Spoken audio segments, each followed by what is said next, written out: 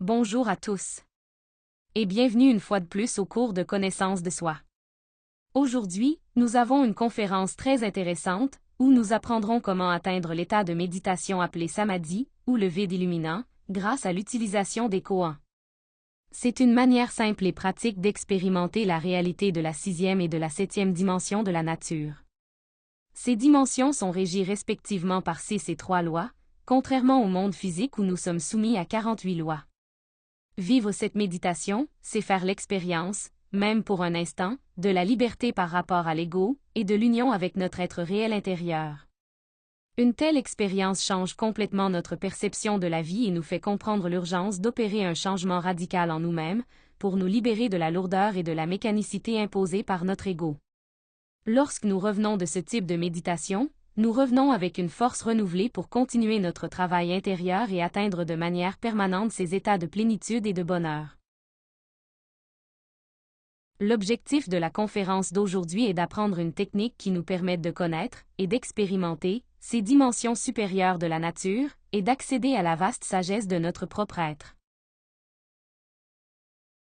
Commençons par réfléchir à ce qu'est réellement la méditation. La méditation est le moyen d'atteindre le silence intérieur et de se connecter à notre propre sagesse intérieure. On dit que la méditation est le pain des sages. Car notre conscience se nourrit lorsque nous éliminons l'ego, qui est l'ignorance en nous, et que nous recevons la sagesse de notre Père intérieur.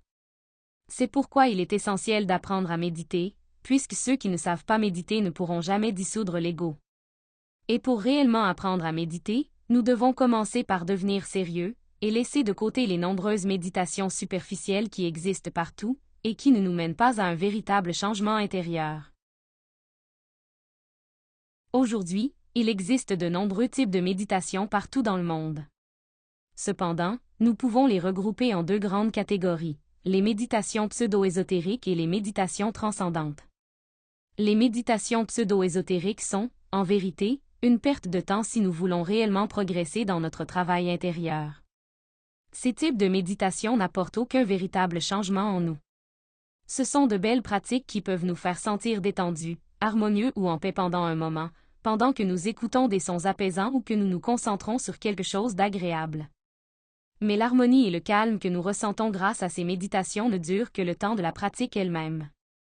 Puisqu'elles ne nous transforment pas intérieurement, au moment où nous faisons face aux circonstances inévitables de la vie, comme la déception, les accidents, les disputes, ou l'identification aux problèmes, nous perdons rapidement cette paix intérieure que nous avions atteinte.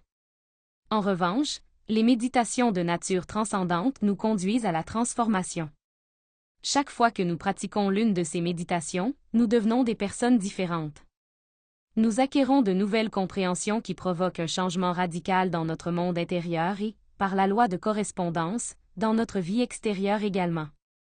Dans ce cours de connaissance de soi, nous avons déjà appris une forme de méditation transcendante, la méditation réflexive, que nous avons étudiée dans la conférence 22.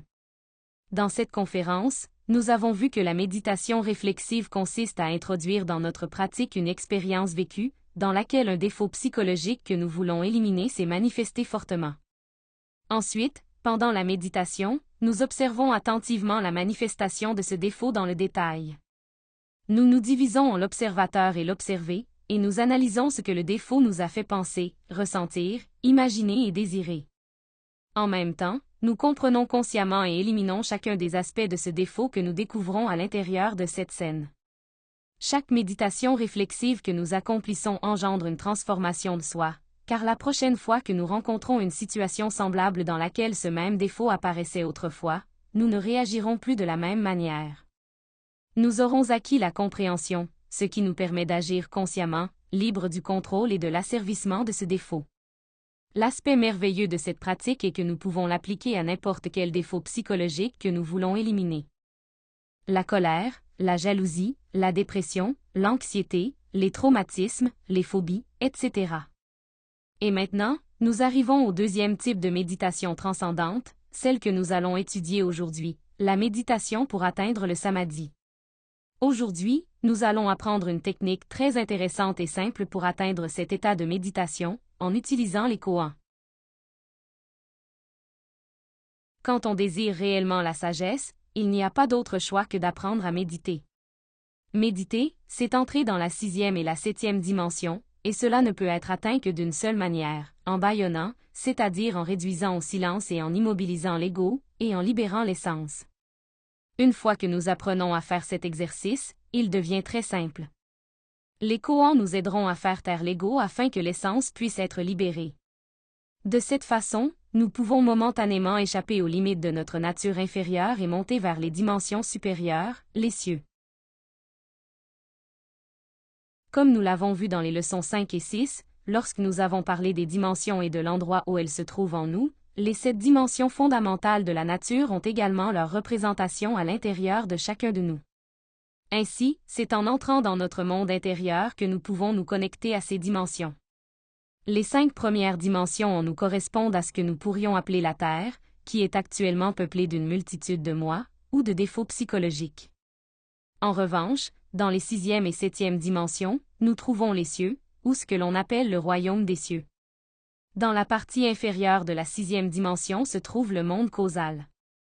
En entrant dans ce monde à travers la méditation, nous pouvons connaître la cause de toute chose, y compris l'origine de nos propres erreurs et de nos manières erronées d'être. Là, nous recevons une connaissance essentielle qui nous aide à avancer dans la désintégration de l'ego. Au niveau supérieur de la 6e dimension, nous trouvons le monde de la vérité, le monde bouddhique, où nous pouvons percevoir tout ce qui existe, tout ce qui a été et tout ce qui sera. Et dans la 7e dimension, nous nous relions directement à la grande réalité, l'océan de lumière, qui est la source de toute sagesse. Là, nous pouvons nous unir à l'Atman, notre être intime. Ainsi, dans cette méditation, nous ferons monter notre essence depuis la 3e dimension, où elle réside en nous, au niveau du centre sexuel, à travers le tunnel de lumière. Si vous avez déjà essayé de méditer, vous avez sûrement remarqué que le mental devient un formidable obstacle. Lorsque nous essayons de nous concentrer, toutes sortes de pensées, d'émotions et même de sensations physiques surgissent en nous. Tout cela est la manifestation de notre ego, qui ne veut pas que nous nous libérions. Ainsi, pour atteindre l'état de méditation, il est nécessaire de bâillonner l'ego, c'est-à-dire de le réduire au silence et de l'immobiliser, afin que l'essence puisse s'élever. Comme nous l'avons vu dans la conférence sur la loi du pendule, notre ego est de nature duale. Il oscille constamment entre les extrêmes positifs et négatifs, entre le plaisir et la douleur. En nous-mêmes, nous trouvons une variété de pensées, d'émotions et de sensations négatives telles que la souffrance, la décadence, le matérialisme, la passivité et le dégoût. De même, à l'autre pôle, nous rencontrons l'activité, le plaisir, la sentimentalité, l'euphorie et le spiritualisme. Si nous parvenons à trouver l'équilibre, si nous découvrons ce point médian exact où aucun des deux extrêmes ne se manifeste, nous trouverons le silence intérieur. Et lorsque ce silence est atteint, nous faisons l'expérience de l'immobilité du mental. Alors, comment atteindre ce point médian, cette immobilité de l'esprit? Nous y parvenons grâce à une méthode très simple. Nous faisons usage du pouvoir de l'imagination consciente. La première étape consiste à développer une pensée évolutive en imaginant le processus de croissance ou de développement de quelque chose. Cela peut être la croissance d'un arbre fruitier, d'une plante à fleurs, d'un animal, la construction d'une maison, la formation d'un être humain, tout ce que l'on peut facilement visualiser avec le plus de détails possible.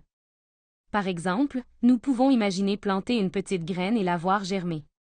Nous voyons la pousse sortir du sol, le tronc grandir, les feuilles se déployer, les bourgeons apparaître, les fleurs s'ouvrir, jusqu'à ce que la plante atteigne le sommet de son développement, vibrante, belle et pleine de parfums. De cette manière, nous activons le pôle positif de notre psychologie. Immédiatement après, nous développons une pensée involutive. Nous imaginons le processus inverse, la décadence et la mort de ce que nous venons de voir croître.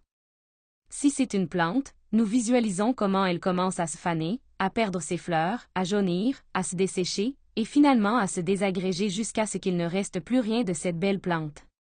À travers ce processus, le pôle négatif de notre psychologie devient actif.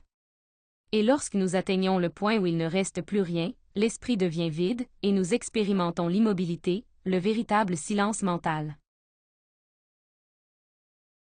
À ce moment-là, nous profitons de cet état et lançons le koan, afin que l'ego soit muselé et que l'essence puisse facilement s'échapper et s'élever vers les dimensions supérieures.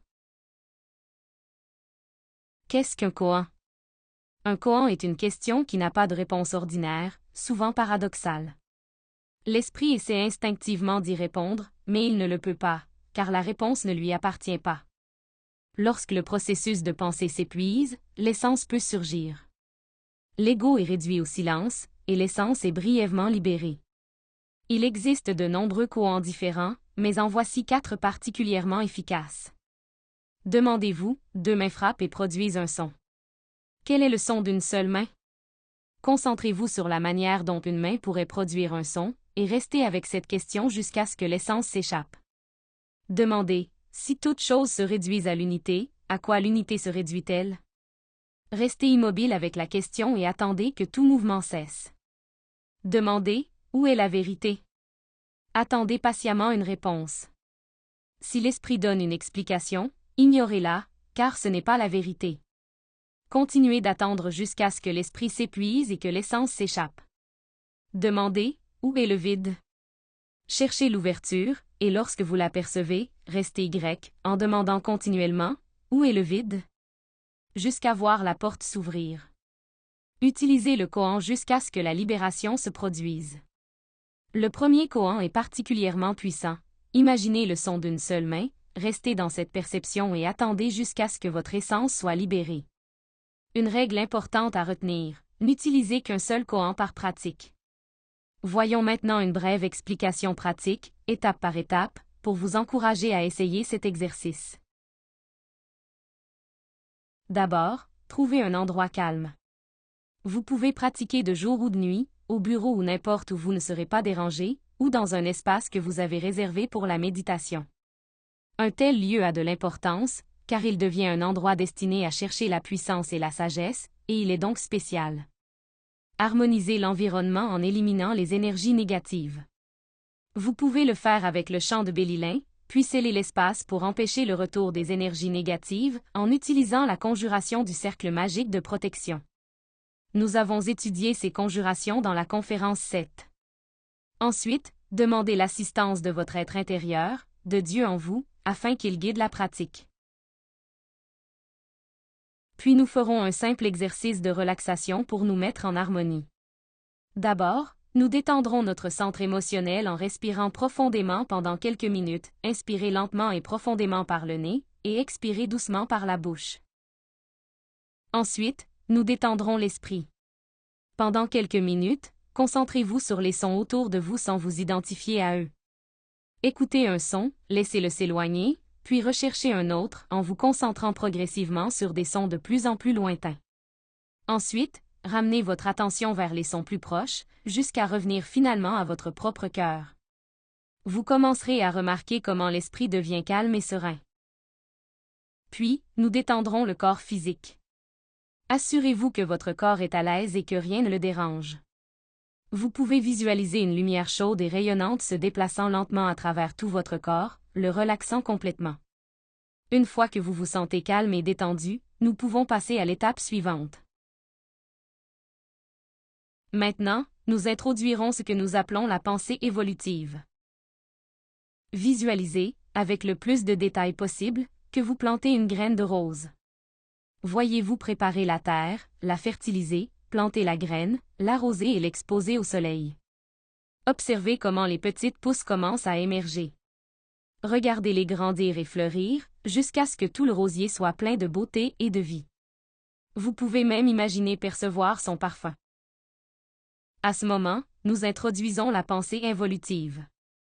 Imaginez comment les pétales commencent à se dessécher et à se faner.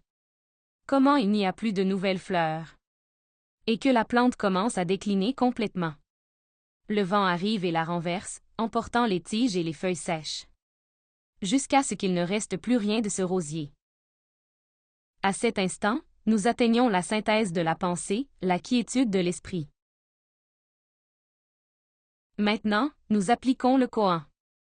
Par exemple, nous pouvons nous demander: si ces 2 mains frappent et qu'il y a un son, quel est le son d'une seule main? Puis, nous attendons simplement la réponse. Sans chercher à en inventer une. Le koan agit comme une barrière pour l'ego, permettant à l'essence de s'élever librement.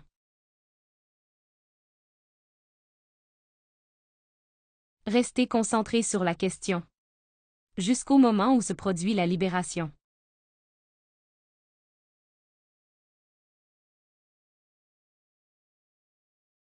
Il existe certains symptômes qui peuvent vous indiquer que vous vous approchez de l'état de méditation. Vous pouvez commencer à sentir que vous vous détachez du monde physique. Vous pourriez percevoir un tunnel de lumière et avoir l'impression d'y être attiré. N'ayez pas peur, laissez-vous simplement porter vers la lumière. Si la peur surgit, c'est le signe que vous devez encore travailler sur vos attachements, comme nous l'avons expliqué dans la conférence précédente. Vous pourriez aussi vous retrouver en train d'imaginer consciemment ou d'entrer dans un rêve lucide, dans lequel vous pouvez vous déplacer librement et agir avec une pleine conscience. Parfois, vous pouvez ressentir un léger vertige. Et un autre signe est le sentiment d'unité et l'expérience de devenir un avec tout ce qui existe. J'espère sincèrement que vous vous sentirez inspiré à essayer cette pratique. Souvenez-vous de pratiquer avec patience jusqu'à réussir, car c'est à travers la pratique constante que la perfection est atteinte. C'était la conférence d'aujourd'hui. Vous pouvez laisser vos questions dans les commentaires, si vous souhaitez partager vos expériences ou vos doutes. Dans notre prochaine conférence, nous apprendrons une autre pratique. Une méthode très simple et hautement efficace pour réaliser la projection astrale, connue sous le nom de le petit saut. Alors, ne manquez pas la prochaine conférence. Merci beaucoup à tous pour votre attention. À la prochaine fois, continuez à travailler sur vous-même.